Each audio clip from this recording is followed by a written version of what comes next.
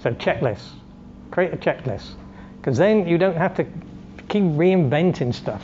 The checklist is there. It's done the same way every time. Delegate.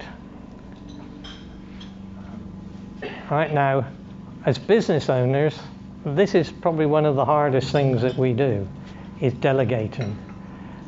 Because who can do it as well as we can? You know, nobody does it as well as we do.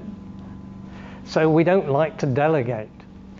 But the point is, if we do not delegate, then there's a ball and chain around our ankles all the time, because we've always got to be there because nobody else can do what we do. If you delegate it and train the people properly, then you release yourself.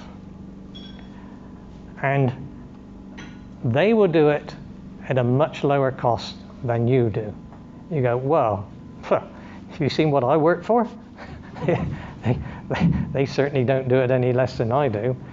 But that's because you don't put a high enough value on your time. Now, one of my beliefs is, and I speak to business owners that consult with me all the time, if you're valuing your time at less than $200 to $300 an hour, then you're kidding yourself. You shouldn't be in business. You should put that sort of value on there. And when you do, what you'll find is you'll go, hang on a minute, why am I doing this job when I could get somebody for $25 an hour or $20 an hour to do it for me? Now, they may not do it quite as well as me, but even if they do it only 80% as good as me, then what that does is that frees me up.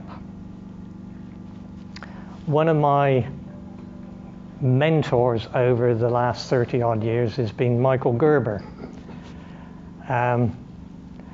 He was, for most of that time, a mentor in absence, because he only mentored me through his books. But a couple of years ago, I actually got to meet him in Hawaii. And you know, one of the things that he says, and if you've never read his book, The E-Myth, or as it's now called, The E-Myth Revisited, then you know that what he says is that most small businesses owners work in their business rather than on their business. So we need time to work on our business. And we can't do that if we're too busy doing it.